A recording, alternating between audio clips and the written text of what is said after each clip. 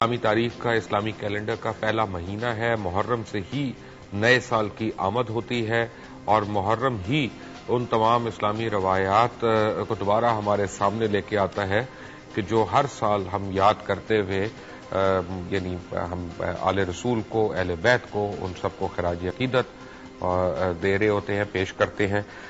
اور محرم ہی وہ مہینہ ہے کہ جس میں اکثر و بیشتر قتل و غارت بھی ہو جاتا ہے، شہادتیں بھی ہو جاتی ہیں، عاشورے کے جلوس میں بھی دھماکے ہو چکے ہیں، چیلم کے جلوسوں میں بھی دھماکے ہو چکے ہیں، قیمتی جانیں ضائع ہوتی ہیں، لوگ شہید ہوتے ہیں، الزامات لگتے ہیں، کچھ ایک دو لوگ پکڑے جاتے ہیں، اور اس کے بعد جب معاملہ ذرا ٹھنڈا ہوتا ہے تو سب کچھ ہم بھول جاتے ہیں۔ آپ کو شاید یاد ہو کہ نہ ہو کہ پچھلے سال محرم کے دوران کیا کیا ہوا تھا۔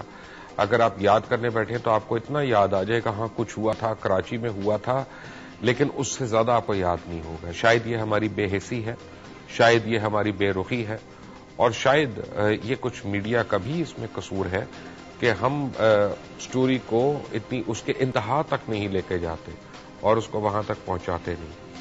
کیا وجہ ہے کہ گزشتہ چند سالوں میں جو فرقہ واریت ہے وہ تو ایک الگ سی، میں کہوں گا ایک ڈیفرنٹ چیز ہے، لیکن جو مذہبی جلوس اور مذہبی ہمارے ایسی ریلیز ہیں وہ بھی تشدد سے پاک نہ رہ سکی، جن میں محرم الحرام کا جلوس ہے، عاشورے کا یعنی ذوالجناح کا جلوس جو ہے، جس میں عید میلاد النبی کا جلوس شامل ہے، جس میں اور بھی ایسی ریلیز ہیں جو مختلف مسالک کے زیر اہتمام نکالی گئیں اور وہ انڈر فائر آئیں۔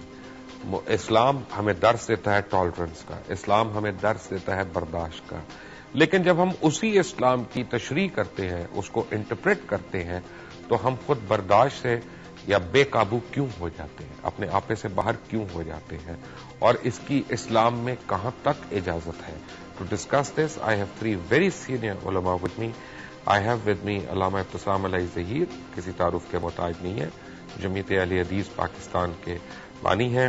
میرے ساتھ ہیں مفتی عبدالقوی، یہ ملتان سے ہمیں جوائن کیا انہوں نے، چیئرمین مدارس کے بین السنت مدارس کے پاکستان بھر میں، اور چند لمحوں میں ہمیں جوائن کریں گے مولانا علی محمد نقوی صاحب، صدر ہیں شیعہ علماء کونسل کے۔ آپ سب حضرات کا بہت بہت شکریہ۔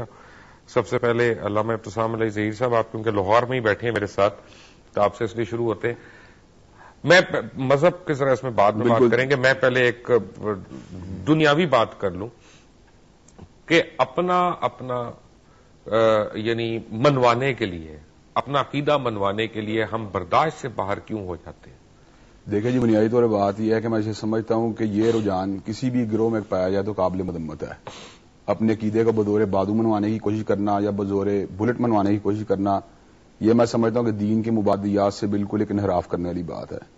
اس لیے کہ جس طرح آپ نے ایک بات کوٹ کی کہ لا اکراہ فی الدین، دین میں جبر کوئی نہیں ہے، تو یہ وہ چیز ہے جس نے حضرت رسول اللہ صلی اللہ علیہ وسلم کے اسوے سے ہمیں یہ باتیں جو ہیں انڈیکیٹ ہوئی ہیں کہ نہ صرف یہ کہ ہمیں بین الفرقہ وارانہ جو ہم آہنگی ہے اس کو پروموٹ کرنے کی ضرورت ہے، بلکہ حضرت رسول اللہ نے بین المذاہب ہم آہنگی کو بھی پروموٹ کیا تھا۔ رسول کریم صلی اللہ علیہ وسلم نے یہود و نصارہ کو ان کے اعتقادات کی بنیاد پہ کبھی مارجنلائز نہیں کیا، نہ ہی ان کو لیمنیٹ کرنے کی کبھی آپ نے بات کی ہے۔ ہاں، جب جہاد ہوا ہے تو اس کے پیچھے دوسری کئی اور بھی محرکات کار فرما تھے، اس میں لیکن جہاد میں بھی معافی مانگنے والوں کو اس میں بدعہدیاں بھی تھیں، اس میں کئی دیگر لوازمات بھی تھے، لیکن اس کے اندر جو لوگ پرامن طریقے سے اپنی زندگی گزارنے کا مادہ تھے، حضرت رسول اللہ صلی اللہ علیہ وسلم سے معاہدہ کوئی نہیں کیا، بلکہ ان کو آپ نے ایک ریاست کے اندر جو ہے انٹیگرل پارٹ کے طور پر قبول کیا ہے۔ یہی وہ چیز ہے، میں یہ سمجھتا ہوں کہ نہ صرف یہ کہ مسلمانوں کے باہمی فرقوں کو پروموٹ کرنے کی ضرورت ہے، بلکہ اسے بین المذاہب لیول کے پر بھی اس کو پروموٹ کرنے کی ضرورت ہے۔ لیکن یہاں پہ دو نکات ضرور میں سمجھتا ہوں جو انتہائی چھوٹے ٹائم کے حساب میں پیش کرنا ضروری سمجھتا ہوں۔ بین المذاہب ہم آہنگی کو جو چیز سبوتاج کرتی ہے وہ حضرت رسول اللہ کی توہین یا اہانت کا پہلو ہے۔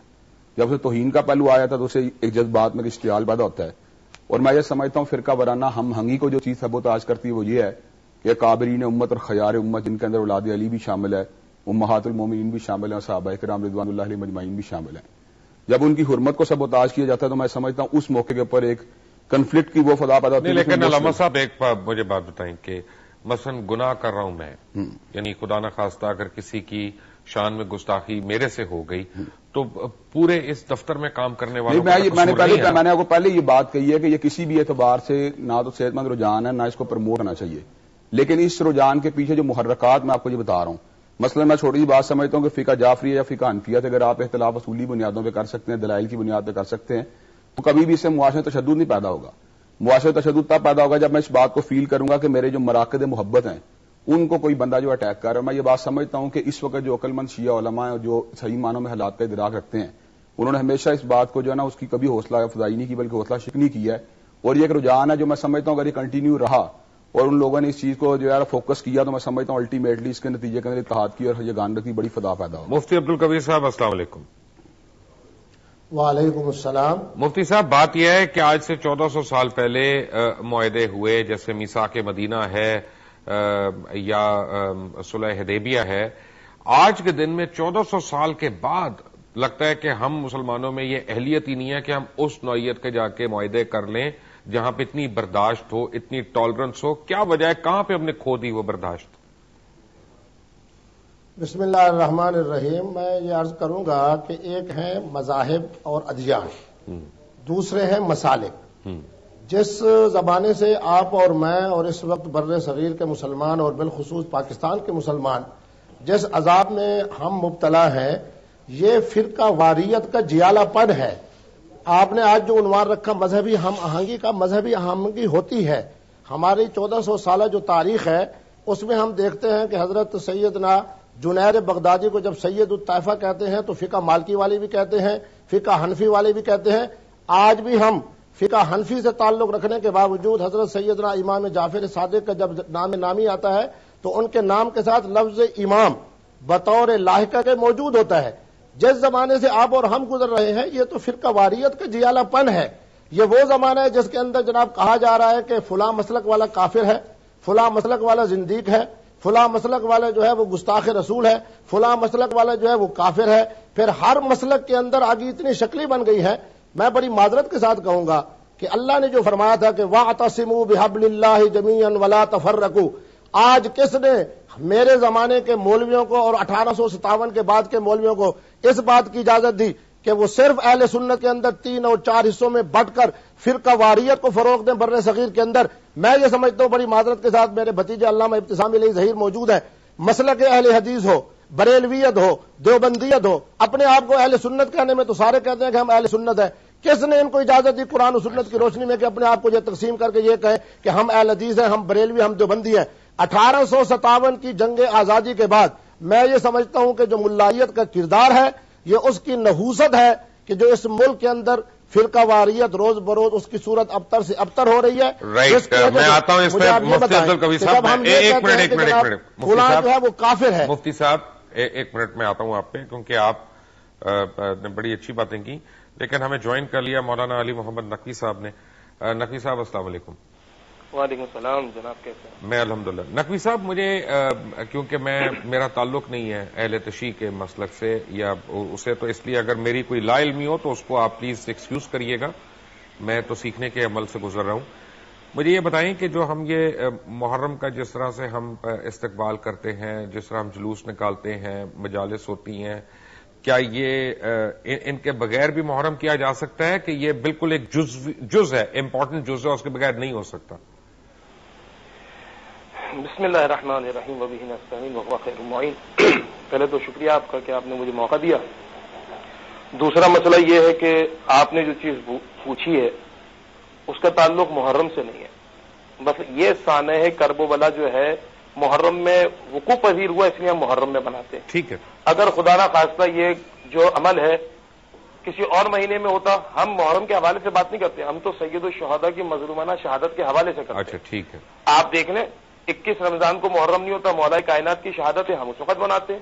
اسی طرح بقیہ ائمہ کی جو شہادت ہے ہم ان کے حوالے سے بناتے ہیں. ہم دنوں میں یا مہینوں میں نہیں بٹے ہوئے، ہم مظلومیت کے حساب سے بات کرتے ہیں کہ مولا سید الشہداء کو کیونکہ کربلا میں محرم کے مہینے میں شہید کیا گیا، اس لیے ہم جو ہے محرم کے مہینے میں مناتے ہیں.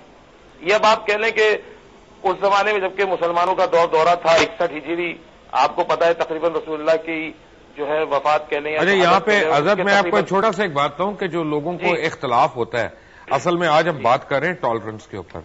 اب مثلا ہو سکتا ہے ابھی آپ نے ایک جملہ بولا، ہو سکتا ہے کہ جب تک میں باہر جاؤں تو میرا فون بجنا شروع ہو جائے، لوگ کہیں آپ نے اس پہ چیک نہیں کیا، یہ نہیں کیا یا روک ٹوک نہیں کی. اسی طرح جب اگر کسی اور نے میرے پروگرام میں کوئی بات کی ہو تو آپ کو شاید ناگوار گزرے اور آپ اس کے اوپر ایک رد عمل دکھائیں. یہ کیا وجہ ہے کہ ہم ایک دوسرے کو برداشت نہیں کر سک رہے؟ اب دیکھیں برداشت کا جو مسئلہ ہے نا وہ مسئلہ کی نہیں ہے, یہ تو ہمارے پورے پاکستان میں آپ دیکھ لیں سیاسی جماعتوں میں بھی برداشت نظر نہیں آتی, ہمارے جو ہے سیاسی اور مذہبی رہنماؤں میں برداشت نظر نہیں آتی. آپ اس کو خالی مذہب کے اندر کیوں دیکھنا چاہتے ہیں؟ اس لیے کہ مذہب سے ہم لیڈ ہو رہے ہیں نا, آپ ہمیں لیڈ کر رہے ہیں.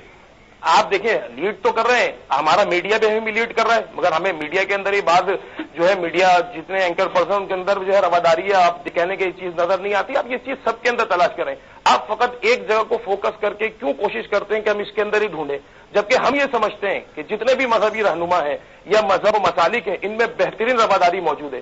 آپ دیکھ لیں ایم اے میں جو ہے متحدہ مجلس عمل بہترین رواداری کا نمونہ ہے. اس سے زیادہ آپ بہتر کیا چاہتے ہیں کہ سب ایک دوسرے کے ساتھ ہیں, ایک دوسرے کے پیچھے ہیں, ایک دوسرے کے ساتھ شریک ہیں. ہمارے ساتھ جو عاشورہ پہ ہوا حضرت بڑے افسوس کے ساتھ آپ کو میں یاد کرا دوں کہ جس کو آپ دکھا رہے ہیں کہ وہ نمونہ ہے, اس کا وہ نمونہ 2 سال پہلے ٹوٹ پھوٹ کا شکار ہو چکا ہے. دیکھیں بات وہ نمونہ 3 سال سے زیادہ نہیں چل سکا, 4 سال کے لیے. میں آپ کو میں ایک مدعا یہ میرا یہ ہے کہ میں آپ پوری بات سنیں تو انشاءاللہ میں اپنی بات کلیئر کروں گا. مثلا یہ ایک پھل لگایا جاتا ہے, مثلا ہمیں قائد اعظم نے پاکستان بنا کے دیا, ہم نے کتنے دنوں میں اس کو برباد کر دیا. اب اس میں قصور پاکستان کا نہیں ہے, اس میں افراد کا بھی قصور ہے. ایک کوشش کی گئی, اب پورے پاکستان. علامہ صاحب مجھے اس سے ذرا سی بریک لینی ہے, آپ کی آڈیو میں تھوڑی سی پرابلم ہو رہی ہے مجھے بتایا گیا. ابتسام علی ظہیر صاحب ہیں, مفتی عبدالقوی صاحب ہیں, علامہ علی محمد نقوی صاحب ہیں. Welcome back to after break. Take a break.